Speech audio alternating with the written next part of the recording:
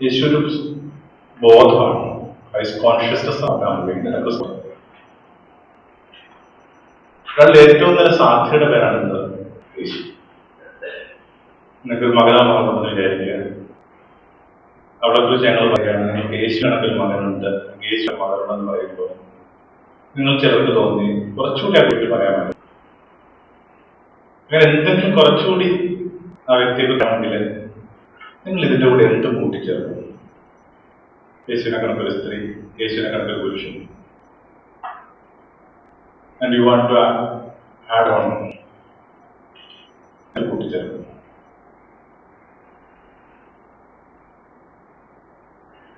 അപ്പോൾ നിങ്ങൾക്ക് മനസ്സിലാവുന്നത് ഈ മനുഷ്യഭാവനയായിട്ടാണ് യേശുവിനെ പോലെ ഒരാൾ. യേശുവിനെ പോലെ ഒരാൾ എന്നുള്ളതാണ് സങ്കല്പം. അതൊരു ബോധത്തെ സംഭവിക്കുന്ന വെളിച്ചം. ഒരു 3 കാര്യങ്ങൾക്ക് കിട്ടുന്ന പ്രകാശമാണ് യേശു. 1 ജ്ഞാനത്തിന് കിട്ടുന്ന പ്രകാശം, 2 അയാളുടെ സ്നേഹത്തിന് കിട്ടുന്ന ശക്തി, 3 അയാളുടെ സഹനത്തിൽ ലഭിക്കുന്ന അർത്ഥം. അതാണ് യേശു. ധ്യാനം എന്ന് പറയുന്നത് വേറെ ഏറ്റവും എന്താണ്? നീ എവിടെയാണ്? ഒരാളയാളെ അഗാധമായിട്ട് ജീവിക്കുന്ന രീതിയുടെ പേരാണ് ധ്യാനം. 30 പേരേ ഉള്ളൂ, നമ്മൾ അത്രയും ഉണ്ടെന്ന് പോലും എനിക്ക് അറിയില്ല. അതുകൊണ്ട് തന്നെ അങ്ങോട്ടും ഇങ്ങോട്ടും നിങ്ങൾക്ക് ഈ ദിവസങ്ങളിൽ രജിസ്റ്റർ ചെയ്യാൻ പറ്റും. കാണുന്നുണ്ട്, നാളെ അവിടെ ഉച്ചയ്ക്ക് കണ്ടാൽ ഇവിടെ തന്നെ കിട്ടും. ഇത് മനസ്സിലാക്കിയ കാര്യമുണ്ട്. ഈ 2 പേരെ കണക്ക് ഒരാളിക്കൊണ്ടില്ല, ഒരാൾക്ക് 2 പേരില്ല, അത് 10 പേരല്ലേ. പക്ഷെ 800 കോടി മനുഷ്യർ ഒരാൾ പോലും നിങ്ങളെ കണ്ടല്ല. അത് കഥയുണ്ട്. ഒരാളുണ്ടായിരുന്നില്ല, ഉണ്ടാവില്ല. ഈ വിരലിന്റെ അറ്റത്തൊരു വ്യത്യാസമായിരിക്കും. ഇതല്ലേ ആദ്യത്തെ മനുഷ്യന്റെ അവിടെ ഒരു വ്യത്യാസമായിരിക്കും. അവിടെ ഇത്ര കേസുണ്ട്, ഇത്ര സ്പേസിൽ ഓരോരുത്തർക്കും വേണ്ടി ഓരോന്നും ഇങ്ങനെ പറയുന്നുണ്ട്. നിങ്ങൾ അവിടെ ഒഴിവാക്കിയിട്ട് നിങ്ങൾ ഇടമാക്കിയാതെ പോലെ കഷ്ടമല്ലേ? ഇതൊക്കെ ഒരാളുണ്ട്. ഒരു 12-13 വയസ്സുകാരൻ തന്നെ എൻ്റെ നിന്ന് സൗന്ദര്യം എന്നുള്ള സങ്കല്പം പോയി. അവിടെ ഞാൻ മനുഷ്യരെ കുറെ കൂടി ശ്രദ്ധിക്കാൻ തുടങ്ങി. അപ്പൊ എനിക്ക് മനസ്സിലായി, മനുഷ്യർ ഓരോ മനുഷ്യരും ഓരോ പോലെയാണ്, ഒരേപോലെ അല്ല. ഓരോ പോലെയുള്ള മനുഷ്യർ തമ്മിൽ നിങ്ങൾ എന്ത് മാനദണ്ഡത്തിൽ സൗന്ദര്യത്തെ ഇറക്കുന്നത്? അപ്പൊ എനിക്ക് ആ കാര്യം കുറച്ചുകൂടെ നമുക്ക് കിട്ടി. ഓരോരുത്തരും പുറത്ത് വ്യക്തമായിട്ടാണ്. കാരണം ആർക്കും പറയാനല്ല, ഒരാളൊരു താല്പര്യം വേണ്ട. ഇത്രയും വ്യത്യാസത്തിൽ നിങ്ങളെ അവിടെ ഒരുപാട് നിങ്ങൾ ഇടം മാറ്റിയാണ് കഷ്ടമല്ലേ? അതുകൊണ്ടാണ് വേദപുസ്തകം ചോദ്യം ഇതാണ്, നീ എവിടെയാണ്? ഒരാളുടെ ഇടങ്ങൾ ആത്മവിശ്വാസത്തോടെ അഗാധമായിട്ട് ജീവിക്കുന്ന രീതിയിലെ പേരാണ് ധ്യാനം. നിങ്ങൾ കാണുന്ന ഒരാളല്ല ഞാൻ. ഇവിടെ ഇന്ന് ചേച്ചിയോട് ഞാൻ ചോദിക്കുക, എനിക്ക് നിങ്ങൾ ആരാണ്? ചേച്ചിയോട് റോസ്മേരി, ചേച്ചിയുടെ പേരല്ല ചോദിച്ചത്. ഒരു സ്കൂളിൽ അധ്യാപികയാണ്, ചെയ്യുന്നതല്ല ചോദിച്ചത്. സിറിയന്റെ ഭാര്യയാണ്, ആരോടൊപ്പം ചോദിച്ചത്. 2 കുട്ടികളുടെ അമ്മയാണ്, ഉത്തരവാദിത്തമല്ല ചോദിച്ചത്. നമ്മൾ നോക്കി നിൽക്കുമ്പോ ആ സ്ത്രീക്ക് പറയുന്നത് ആവശ്യം. ഈ പറഞ്ഞതൊക്കെ എഴുതാൻ പോലെയാണ്. റോസ്മേരി അധികം, സിറിയക്കിന്റെ ഭാര്യ അധികം, പള്ളി സ്കൂൾ അധികം, 2 കുട്ടികളുടെ അമ്മ സമം. റോസ്മേരി പേര് മാറ്റി, സിറിയക്ക് പേരില്ല, കുട്ടികളുടെ ഒരാളിൽ കൂടിയില്ല, പള്ളി സ്കൂളിൽ ചേർന്നു. എന്നിട്ട് നിങ്ങളുണ്ടല്ല, ശരിക്കും നിങ്ങളെന്താ? ആ കടലിന്റെ പേരാണ് ധ്യാനം. നിങ്ങളുടെ ഒരു അളവ് പാത്രങ്ങളിലും കൊള്ളാത്തൊരു ഞാനുണ്ട്. അത് കണ്ടെത്തി അതിന്റെ സമാധാനം ജീവിക്കാൻ വിളിക്കുന്ന വാക്കാണ് ധ്യാനം. യേശു പറഞ്ഞില്ലേ, അബ്രഹത്തെക്കാൾ മുമ്പേ ഞാൻ ഉണ്ടായിരുന്നു. കേൾവി പറഞ്ഞു, നിനക്ക് 40 വയസ്സ് പോലും ആയിട്ടില്ല, അബ്രഹത്തെക്കാൾ ഉണ്ടായിരുന്നു.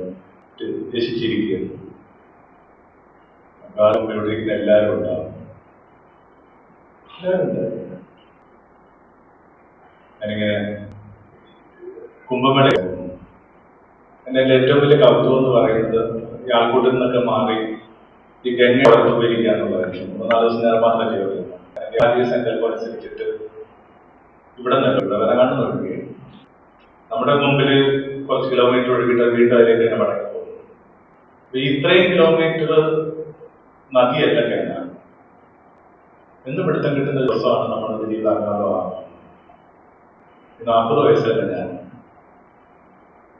മനുഷ്യൻ നിങ്ങളെ ചെറുപ്പം കുറ്റപ്പെടുത്തുമ്പോൾ അപമാനിക്കുമ്പോൾ നിങ്ങൾ ചെയ്യുന്ന കാര്യങ്ങളിലും ഇത് ഇങ്ങനെ ഓരോരോ അസസ്മെന്റ് നടത്തുമ്പോൾ വെറുതെ ഓർത്തോളം ആഗ്രഹത്തെ കാണുന്നത് ഞാൻ ഒരു എലമെന്റ് ഉണ്ട്. നിങ്ങൾ കാണുന്ന അപ്പുറമൊക്കെ അത് കണ്ടെത്തിയുള്ള ജീവിതത്തിന്റെ പേരാണ് ആകാരം. അതേ തന്നെയാണ്. ആകാരന്റെ അടിമ സ്ത്രീയാണ്. കാണാൻ പറ്റുന്നില്ല വീട്, വീടുവിട്ട് ഓടിപ്പോവുകയാണ്. എന്നിട്ടോ ആ മരിച്ച ദൈവത്തിനോട് തടഞ്ഞു നിർത്തി 2 ചോദ്യങ്ങൾ മാത്രം ചോദിച്ചു. 2 ചോദ്യങ്ങൾ കൊണ്ട് അവളുടെ ജീവിതകാലമായി. നിന്റെ പ്രഭവം എന്താണ്? നിന്റെ ഡെസ്റ്റിനേഷൻ എന്താണ്? ഈ കന്യാകുമാരി അപ്പുറത്തേക്ക് ഒരു കന്യാകുമാരി, ഇപ്പുറത്തേക്ക് ഒരു കന്യാകുമാരി.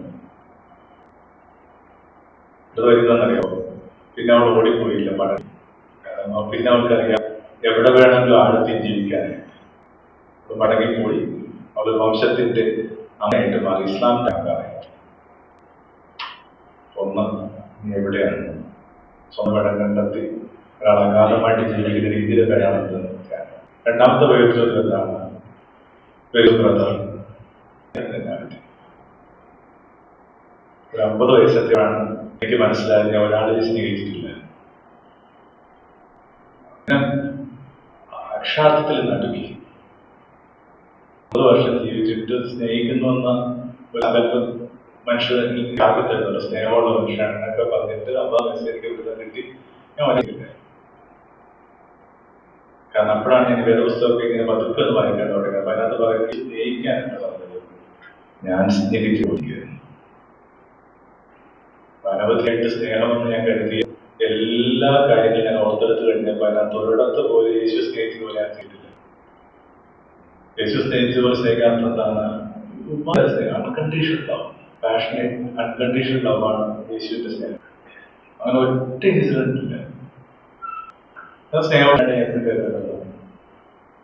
പെട്ടെന്ന് നമ്മളിങ്ങനെ ഓട്ടക്കയാണ് ഇങ്ങനെ സുവിശേഷം അവസാനിക്കുന്നത്. 24 അധ്യായമാണല്ലോ സുവിശേഷങ്ങളുടെ അവസാനത്തെ അധ്യായം. എങ്ങനെ അവസാനിക്കുന്നത്? അനന്തരം യേശു സിമയോനെ നീ സ്നേഹിച്ചിട്ടുണ്ടോ? പറഞ്ഞു പ്രത്യേകം വീണ്ടും ചോദിച്ചു, ശിവനെ സ്നേഹിച്ചിട്ടുണ്ടോ? വഴിയില്ല. എന്നാലും പറഞ്ഞു കർത്താവ്. കുറച്ച് വീണ്ടും ചോദിച്ചു, ശിവനെ സ്നേഹിച്ചിട്ടുണ്ടോ? അയാളപ്പോൾ ദുഃഖിതനാണ്. ആദ്യകാല മാനുസ്ക്രിപ്റ്റുകളിൽ കൊടുത്തിരുന്ന വാക്ക് അയാൾ അലമുറയിട്ട് അതിന് ഹീൽഡ്. അലമുറയിട്ട് പുനഃപരിശോധിക്കാനായിട്ട് ദൈവം നിങ്ങൾക്ക് ഊഴം തരുമെങ്കിൽ കരയാതിരിക്കാൻ ധൈര്യമില്ല. എത്ര പേർക്കുണ്ടാവും? ഒക്കെ തന്നെയായിരുന്നു സ്നേഹം. ഭാര്യ കടന്നുപോയി. എല്ലാം കഴിഞ്ഞ് പള്ളിയിലെ കർമ്മങ്ങൾക്ക് ശേഷം അതിനെ വീട്ടിൽ ഒറ്റയ്ക്കിരിക്കുക. അതെന്തായിരിക്കും ഓർക്കുന്നത്? അടുക്കളയിൽ ഈ പത്രങ്ങൾ തിരുന്ന സ്വഭാവത്തില്ല. അവർക്കിടയിലുണ്ടായിരുന്ന ഒരു മിക്കവാറുള്ള ഒരു തർക്കം ഭക്ഷണ കാര്യത്തിൽ ശ്രദ്ധിക്കില്ല എന്നുള്ള കാര്യമായിരുന്നു. ഉച്ചക്കത്ത് തന്നെ എടുത്തിട്ടുണ്ടാക്കിയിരുന്നു. പുതുതായിട്ടൊരു കാര്യം ചെയ്തില്ല. ഒരു തർക്കവും വീടിനകത്തുണ്ടാകില്ല. രാവിലെ ഒരു 9 മണിയൊക്കെ ആകുമ്പോൾ ഡോർബെല്ലടിക്കും. എന്താണ് അത് എന്നിട്ട് കാനഡയിലുള്ളൊരു മോൻ ഇങ്ങനെ ഭക്ഷണം പറഞ്ഞേൽപ്പിച്ചിട്ടുണ്ട്. അപ്പൊ അയാളുടെ ഉള്ളിലെ വികാരത്തിന്റെ പേരാണ് ഡൽഹി. അപ്പോൾ അയാൾ പാവത്തുകാരൻ. ഇതെല്ലാം സ്നേഹം ഇവിടെ കിട്ടിയാൽ ഞാനിരിക്കുന്ന സംഭവത്തെ സ്നേഹമായിട്ടാണ് എടുക്കുന്നത്. പിയർ ഗ്രൂപ്പ് എന്നൊക്കെ സംഭവം. ഇതേപോലുള്ള മനുഷ്യർ സമാനമായ ചില കാര്യങ്ങൾ കണ്ടെത്തി ജീവിക്കുന്നു. പിയറിന്റെ സ്നേഹം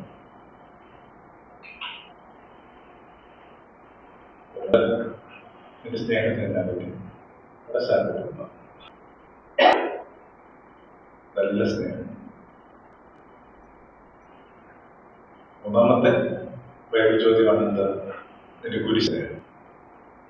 ഇതാണ് ധ്യാനത്തിന്റെ ശരീരഭാഷ. പിരിച്ചു പിടിച്ച കാര്യം എങ്ങനെയാണ് സ്നേഹത്തിന്റെ ശരീരഭാഷ പിരിച്ചു പിടിച്ച അതിലെന്താ സംഭവിക്കുന്നു? നിങ്ങൾ ധ്യാനത്തിൽ കൈവരിച്ചു പിടിച്ചാല് ശരീരം എന്തായിട്ട് മാറുന്നു? കുരിശായിട്ട് മാറുന്നു. The body itself becomes a cross. അഗാധ ജീവനങ്ങൾ കൊടുക്കുന്ന വിലയുടെ പേരാണത് കുരിശ്. നിങ്ങൾ പറയും കുറച്ച് കുരിശൊക്കെ ഉണ്ടത് കലകുന്നില്ല. കുരിശിലെ മനുഷ്യർ ദേശീയ വരയ്ക്കില്ല. കുരിശിൽ നിങ്ങൾക്ക് രണ്ടു തരത്തിൽ വരികയാണ്. തല ചരിച്ചു മരിക്കുക, രണ്ട് തല നമിച്ച് മരിക്കുക. മിക്കവാറും മനുഷ്യരൊക്കെ കുരിശിലേർപ്പ് ചെയ്യുന്നത് തല അങ്ങോട്ടും ഇങ്ങോട്ടും ചിന്ത വ്യവസ്ഥയ്ക്ക് തല ഒടിഞ്ഞു വീഴും. എന്നാൽ ആരും എന്റെ പ്രാണിയിൽ നിന്നെടുത്തതല്ല, ഞാൻ സ്വയമേ അർപ്പിച്ചതാണ് എന്റെ ശരീരഭാഷയായിട്ട് തലപിടിച്ചു. ഈ ബൗദ്ധിസെറ്റായിട്ട് ഈ ബൗദ്ധിസെറ്റായിട്ട്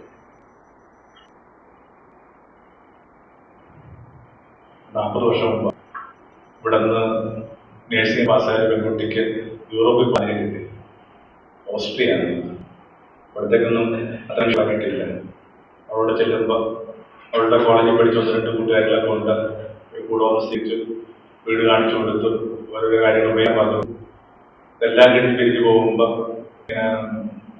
ഒരാൾ പറഞ്ഞി അടുത്ത തിങ്കളാഴ്ചയോടെ മഞ്ഞ് വീഴാൻ തുടങ്ങി. ഇത്തിരി വിറ്റൽ പോസ്റ്റ് വാങ്ങിക്കോളൂ. എൻവലപ്പ് കൂട്ടുകാരികൾ പോയി കഴിഞ്ഞപ്പം അവളെ എൻവലപ്പ് പൊട്ടിച്ചു. അതിനകത്ത് നാട്ടിൽ വെച്ച് നോക്കുമ്പോൾ സാമാന്യം ഭേദപ്പെട്ട തുകയാണ്. അവളോർത്ത് കുറച്ച് തണുപ്പൊക്കെ അവർക്കറിയാം. അവൾക്ക് കട്ടപ്പന എന്നുള്ളൊരു കുട്ടിയാണ്. അവിടെ കുറച്ച് തണുപ്പുണ്ട്. അവിടെ തണുപ്പ് വരുമ്പോൾ നോക്കാം, തൽക്കാലം നാട്ടിലോട്ട് പോട്ടെ. അങ്ങനെ ചെന്നൈൻ്റെ 1ാമത്തെ ആഴ്ച വീട്ടിൽ കാശ് വന്നു, ആഴ്ച കാശ് വന്നു. അപ്പം അടുത്ത വീട്ടിലേക്ക് എന്നിട്ട് പറഞ്ഞു, എങ്ങനെ അറിയുന്നില്ല, എന്നാ വേണമെങ്കിൽ കാശ് അയച്ചു. നമുക്കൊന്ന് മൂടണ്ടേ? അയൽവീട്ടുകാരെ വിളിച്ച് ഒരിത്തിരി ഭക്ഷണം ഞായറാഴ്ച തിങ്കളാഴ്ച ഈ പറഞ്ഞ സമയത്ത് മഞ്ഞ് പെയ്യാൻ തുടങ്ങി.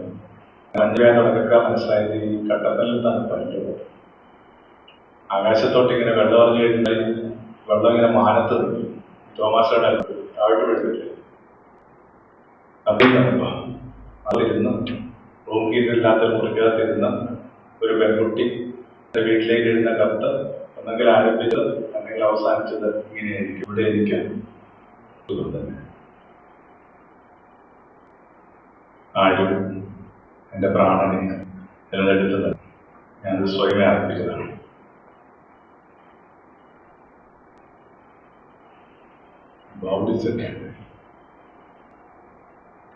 നിങ്ങളുടെ ഈ ക്യാൻഡിലൊക്കെ ഉള്ള മക്കള് ഭയങ്കര സന്തോഷം ജീവിക്കുന്നതാണെന്ന് തെറ്റിദ്ധാരണ ഉണ്ടാകുന്നുണ്ട്. അങ്ങനെ വിളിക്കുമ്പോൾ പറയും ഓക്കെ ഓക്കെയാണ് ഇപ്പൊ ശരി.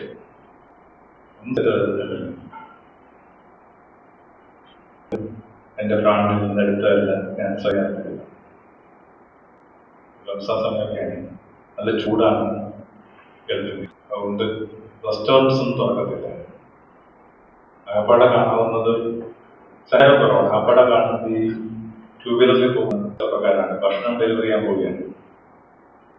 അതിലൊരാളായാലും വീട്ടിലേക്ക് എങ്ങനെയായിരിക്കും വിളിക്കുന്നത്? നല്ല ചൂടായത് കൊണ്ട് ആൾക്കാർ റെസ്റ്റോറൻറ്റ് വരാതെ നമ്മൾ കൊടുക്കുന്ന ഡെലിവറി ചെയ്യുന്ന ഭക്ഷണം ക്വാണ്ടിറ്റി വർദ്ധിച്ചു.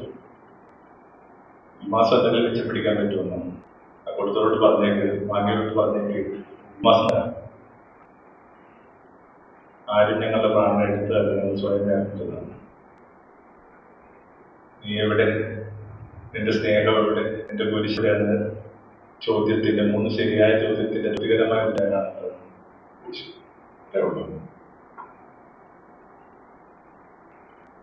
ചോദ്യപേപ്പർ കിട്ടിയിട്ട് തോറ്റുപോകുന്നത്. ചോദ്യപേപ്പർ കിട്ടിയിട്ട് തോറ്റുപോകുന്ന ലോകത്തെ ഏറ്റവും പെട്ട വിദ്യാർത്ഥിയുടെ പേരാണ് ആസാൻ. കിട്ടുമ്പോഴേക്കും ജയിക്കണ്ടേ? കോപ്പി അടിച്ചെങ്കിലും ചെയ്യണ്ടേ? ചിലപ്പോൾ സത്തയിലൊന്നും മാറ്റം ഉണ്ടായിട്ടില്ല, എന്നാലും അനുകരിക്കുന്നില്ല. കാര്യം മൊത്തം ഉള്ളിലുണ്ടായിട്ടില്ല. കോപ്പിയടിക്ക് ഇമിറ്റേഷൻ ഓഫ് ക്രൈസ്റ്റ്. കോപ്പടിക്കാൻ പറ്റുമോ? പണ്ട് കാലം വേറെ കോപ്പടി കൊടുത്താണല്ലോ അവസാനത്തെ മനുഷ്യരുടെ അവസാനത്തെ ഇത്രയും കാലത്തുള്ള തന്റെ മുഴുവൻ പേരുദോഷത്തിന് പരിഹാരമായിട്ട് കോപ്പടിക്കാൻ പറ്റും. അതിൽ അത്രയും നന്നായി കോപ്പടിച്ചത് കൊണ്ട് റോൾ നമ്പർ പോലും ഒന്നില്ല. രണ്ടുപേർക്കും അവരെ പറ്റില്ല. കോപ്പടിക്കാൻ പറ്റും. നീ എവിടെ, നിന്റെ സ്നേഹം എവിടെ, നിന്റെ കുരിശിന്റെ ചോദ്യത്തിന്റെ 40% ഉത്തരത്തിന്റെ പേര്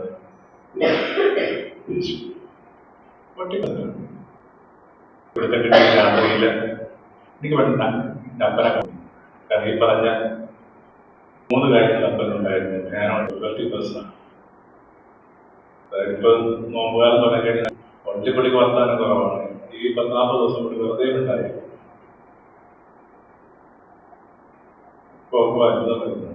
ദിവസം എന്നാ പള്ളി കാണുന്നില്ല. കണക്റ്റാണ്, സ്നേഹമുണ്ട്. സ്കൂൾ അധ്യാപകനാണ്, ഗവൺമെന്റ് വീട്ടിലേക്ക് ഉച്ചക്കൊണ്ടാൻ വരുമ്പോൾ വേറെ കൂടെ ഉണ്ടാകും. ചോറിൽ ആ കുഞ്ഞുങ്ങളൊന്നും പങ്കിടുന്നു. നല്ല പട്ടിണിയായിട്ട് നാട്ടുണ്ടായിരുന്ന കാലം ആളൊന്ന് 4 ചൂട്ടിൽ വിളിച്ചു. തന്റെ മക്കൾ മാത്രമേ ഭൂമിയിൽ വളർന്നു പെരുതാനൊന്നും ഒരു അധ്യാപകനില്ല. സഹിച്ചതിന് സാമാന്യ സൗദ്യ സുരക്ഷിതം ഉണ്ടായിരുന്ന വലിയ വെച്ച് എന്തോ ചില വാശിയുടെ രാത്രിക്ക് രാത്രി അവർ പാർത്തിരുന്ന കൊച്ചിയിൽ നിന്ന് ഇപ്പൊ നമ്മൾ പാർക്കുന്നത് തിരുവിതാംകൂറിലേക്ക് വരുമ്പോഴേക്കും ദൈവജന കൈവശം ഉണ്ടായിരുന്നത് ഇങ്ങനെ 3 കുഞ്ഞുങ്ങളും 2 മാത്രം. അവര് നടത്തിക്ക് ഒരു കണക്കില്ല. വീട് മുതിർന്ന് ചെല്ലുമ്പോ അവർക്ക് ഡിപ്രഷന്റെ ഇഷ്യൂ ഉണ്ട്. ഞാൻ 7 പഠിക്കുമ്പോഴാണ് 8 അപ്പൊ ഒരു പക്ഷെ സ്കൂളിൽ പോയിട്ടില്ല. അവരുടെ കഥ കടച്ചിരുന്നു. അമ്മയ്ക്കൊക്കെ അന്ന് ചെറുപ്പമാണ്. അതൊക്കെ എങ്ങനെ ക്രോസ് ചെയ്ത് പോയിപ്പെടുത്തും. ധ്യാനമുണ്ട്, സ്നേഹമുണ്ട്, സഹനമുണ്ട്. പെട്ടെന്ന് എനിക്ക് തോന്നി എനിക്ക് പരിചയപ്പെടുന്ന എന്റെ ആദ്യത്തെ കുറിച്ച് എന്റെ അപ്പം തന്നെ. ഇത് പറയേണ്ടത് എന്റെ അപ്പനെ പരിചയപ്പെടുത്താൻ വേണ്ടിയൊന്നുമില്ല. മറിച്ച് ഇവിടെ ഇരിക്കണ ഈ 30 പേരിലെ അപ്പന്മാരെ ഓർമ്മിപ്പിക്കാൻ. നിങ്ങളിൽ ആരെങ്കിലും ഒരാൾ വരികയാണ് എന്റെ അപ്പന്റെ കഥയിൽ എന്ന് പറഞ്ഞ അന്ന് ഞാൻ കണ്ടെത്തും. പിന്നെ ഞാൻ പോകത്തില്ല. ഇത്രയും ധൈര്യം ഈ ധ്യാനത്തിന് വന്നിരിക്കുന്നത് പോലും അപ്പനെ കൊണ്ടാണ്. അപ്പന്റെ എക്സ്റ്റൻഷനാണ് ഞാൻ. നിങ്ങൾ പറയും അപ്പനെങ്ങനെ പഠിച്ചു പോകാത്ത ഒരാളാണ് ഇന്നത്തെ കഥയൊന്നുമില്ല. ചില ചില കാര്യങ്ങൾ നമ്മൾ പങ്കുചേരുന്നത് നമ്മുടെ ഒരു സിവിക് സോഷ്യൽ സെൻസുമാണ്. സാമൂഹ്യബോധത്തിന്റെ ഭാഗമായിട്ടാണ് നമ്മളിങ്ങനെ പള്ളിയിൽ പോകുന്നത്. ആ സാമൂഹ്യബോധം നിങ്ങൾ സൃഷ്ടിച്ച അപ്പന് അതിന്റെയൊക്കെ തുടർച്ചയാണ് ഇങ്ങനെയൊക്കെ ചില കാര്യങ്ങളൊക്കെ പോകുന്നത്. കാര്യത്തിൽ കേൾക്കുക, ഇല്ലാത്തടുത്ത് വന്ന് കിടന്നുറങ്ങുക, ഒക്കെ നിങ്ങളുടെ സാമൂഹ്യബോധം രൂപപ്പെടുത്തിയ അപ്പനാണ്. അതങ്ങനെ പറയുന്നത് അത് നിങ്ങളുടെ കുട്ടിയെ ക്ലാസ് പഠിക്കുന്ന കുട്ടിയെ വേറെ കുട്ടി ഇങ്ങനെ മാന്തി പിച്ച് എന്നൊക്കെ ഇങ്ങനെ പാടുണ്ട്. രാത്രി മുഴുവൻ നിങ്ങൾക്ക് ഉറക്കമില്ല. നാളെ വെളുപ്പിൽ അതിനാണ് ടീച്ചർ ചോദിക്കാൻ അങ്ങോട്ട് കളിക്കുന്നത്. നിങ്ങൾ ഈ പരാതി പറഞ്ഞ് കിടക്കുമ്പോൾ നിങ്ങളുടെ പുരുഷൻ എന്തായിരിക്കും പറയുന്നത്? പിള്ളേരല്ലേ. ഈ പിള്ളേരല്ലെന്ന് പറയുന്നതാണ് സാമൂഹ്യം രൂപപ്പെടുത്തുന്ന എപ്പോഴും അച്ഛനായിരിക്കും. നിങ്ങൾ വരുന്നത് പോലും അപ്പന്റെ എക്സ്റ്റൻഷനായിട്ടാണ്. അതുകൊണ്ട് എനിക്ക് നല്ല ധൈര്യമാണ്. എന്റെ അപ്പന്റെ കഥയിൽ ഇവിടേക്ക് എന്റെ കഥയാണ്. അവിടെ യേശു പറഞ്ഞത് ദൈവരാജ്യങ്ങളുടെ എങ്ങോട്ടും തപ്പി പോകേണ്ടത്. വെറുതെ രാത്രി ഇങ്ങനെ കണ്ണടച്ച് കിടക്കുമ്പോൾ അടുത്ത് കിടക്കുന്ന പ്രായമുള്ള മനുഷ്യനെ പിടിച്ചാൽ മതി. ദൈവരാജ്യങ്ങളുടെ അടുത്താണ്. അല്ലെങ്കിൽ ഞെട്ടുകൊണ്ടിരിക്കുമ്പോൾ കൂടെ കിടത്തി ഒന്ന് ആരെങ്കിലും ചെയ്താൽ മതി. ദൈവരാജ്യങ്ങളുടെ അരികിലാണ്. സ്നേഹവും സഹനവും ഉള്ള മനുഷ്യരാണ് നമ്മളോടൊപ്പം പാർക്കുന്നത്.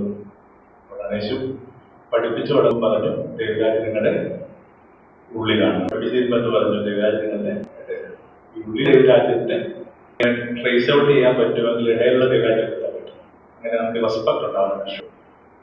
നിങ്ങൾ എന്തോ ആയിക്കോട്ടെ, പക്ഷെ നിങ്ങളുടെ ദൈവരാജ്യം വരുന്നതുകൊണ്ടാണ് നമ്മൾ അങ്ങോട്ടും ഇങ്ങോട്ടും കരങ്ങൾ കൂപ്പിട്ട് ഈശോ ശേഖരിച്ചത് പറയുന്നത്. നമ്മുടെ ശ്രദ്ധിച്ചിട്ടുണ്ട്. നമ്മൾ എല്ലാ സെഷനും അങ്ങനെ പറഞ്ഞു ഈശോ ശേഖരിച്ചത്. ആ ദിവസം പറയുമ്പോൾ പറഞ്ഞു കണക്കല്ല. ഇവിടെ നിന്ന് ഞായറാഴ്ച രാത്രി നിങ്ങൾ പറഞ്ഞ് അല്ലെങ്കിൽ 3 ദിവസം കൊണ്ട് പറയാതെ തന്നെ അച്ചിരിക്കുന്ന ആൾക്കൊരു യേശു കഥയോടെ നിങ്ങൾക്ക് തന്നെ സങ്കടം ഉണ്ടാവും, വിഷമം ഉണ്ടാവും, അവരുടെ നിസ്സഹായം ഉണ്ടാവും, ഫ്രസ്ട്രേഷൻസ് ഉണ്ടാവും. അങ്ങനെ കൂടുതൽ കിട്ടും. അത് വരുമ്പോൾ വെള്ളിയാഴ്ച രാത്രി പറഞ്ഞ ഈശോമിശിഹായ്ക്ക് സ്ഥിതിയല്ല ഞായറാഴ്ച രാത്രി 3 ദിവസത്തെ വ്യത്യാസമുണ്ട്. തിങ്കളാഴ്ച അപ്പൊ നിങ്ങൾക്ക് ഇവിടെ കിട്ടും. ഇതൊക്കെയാണ് ടെക്സ്റ്റ് എന്ന് പറയുന്ന കൊളോസിയൻസ് 1:26. കൊളോസിയൻസ് 1:26 പറഞ്ഞിട്ട് വെയിറ്റ് ചെയ്യാം. യുഗങ്ങളുടെയും തലമുറകളുടെയും ആരംഭം മുതൽ മറച്ചു വയ്ക്കപ്പെടുന്ന രഹസ്യം അവസാന കാലത്ത് തന്നെ വിശുദ്ധർക്ക് വെളിപ്പെടുത്തി കൊടുക്കാൻ അവർ തീരുമാനിച്ചു. ഈ 30 ഡേയ്സ് ആദിമ ക്രൈസ്തവർ അവരെ തന്നെ വിളിച്ചിരുന്ന വാക്കാണ് saints. Christians choose to address themselves saints ആയിരിക്കണം. ഒരു കോമൺ ടെറിക് വേർഡായിരുന്നു. അല്ല 1-2 പേർ മാത്രം കണ്ടെത്തിയ ഒരു ടൈറ്റിൽ ആയിരുന്നില്ല വിശുദ്ധ. ഉണ്ടെങ്കിൽ പോളിന്റെ ലേഖനങ്ങളുടെ അടുത്ത് വായിക്കാം. എങ്ങനെ തുടങ്ങുന്നത്? ഇന്നടത്തെ വിസ്തര് ഇതൊക്കെ വായിച്ച് പ്രചോദനം കിട്ടി. ഒരിക്കൽ ഞാനിങ്ങനെ കണ്ണൂരിലൊരു റിട്രീറ്റ് ആരംഭിക്കും. ആലപ്പുഴക്കാരനാണ്. പറഞ്ഞുകൊണ്ടിരിക്കുകയാണ് ആലപ്പുഴയിലെ വിശുദ്ധര് കണ്ണൂരിലെ വിസ്തര് അഭിവാദ്യം ചെയ്യുന്നു. ഈ ഉറങ്ങിപ്പോയത് പോലും ഞെട്ടി ചിരിച്ചിട്ട് പിന്നെ ഉറങ്ങി. നീ ചിരിച്ചോണ്ടായിരുന്നു. നമുക്ക് തിരിച്ചു കിട്ടിക്കണ്ടേ സെയിൽസ് 30 സെയിൽസിന് മറ്റൊരു സെയിൽ അഡ്രസ് ചെയ്യുക. പ്രശ്നങ്ങളെ കൊണ്ടിരിക്കോ പ്രശ്നമുണ്ട്. അതിന്റെ അതിനകത്ത് കഥകളില്ല.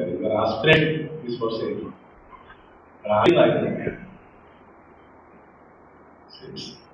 സെയിൽസിന് ഒരു ദിവസം ഒരു രഹസ്യം വെളിപ്പെട്ട് കിട്ടി. എന്താണ്? തത്വത്തിന്റെ ആഴമായി യേശുവിലുണ്ട് എന്ന് തന്നെ. ആ രഹസ്യം കൊളോസിയൻസ് 1:26 മഹത്വത്തിന്റെ ആദികാരണമായ യേശു ഉള്ളിലുണ്ട് എന്ന് തന്നെ. ഉള്ളിലെ യേശുവിന്റെ നാമത്തിലാണ് വിശുദ്ധ ഉണ്ടാകുന്നത്. നമ്മുടെ ചോയ്സ് ഇതാണ്. നിങ്ങൾക്ക് വിശ്വാസമാണോ വിശുദ്ധമാണോ?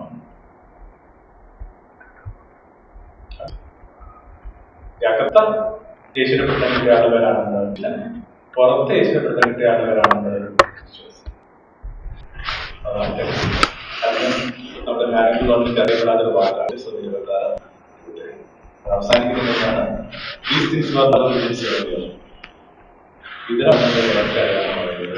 നമസ്കരിക്കുന്നത്. അങ്ങനെ തന്നെ ശബരിമലയിൽ പോകുന്ന ഒരാളാണ് പോകുന്നത് അയ്യപ്പനെ. പോകുന്നാളുടെ പേരെന്താണ്? അയ്യപ്പൻ.